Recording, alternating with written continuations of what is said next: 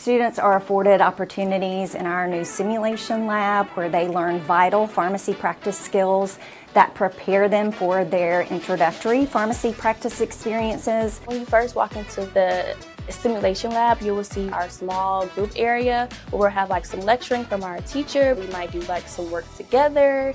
We might also do some small assignments together. As you continue into the simulation lab, on your right you'll see a pharmacy practice area, and then on your left you'll see some patient rooms, about 5 patient rooms. So in these rooms we might do patient counseling, we also do blood glucose, blood pressure. We might talk about how to use medications.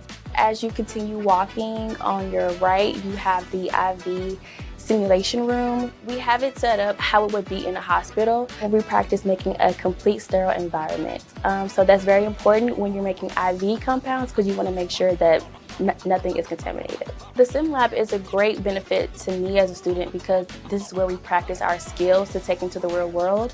It goes beyond books in here. It's about experience. We get hands-on experience so we can be equipped to go into any professional pharmacy setting.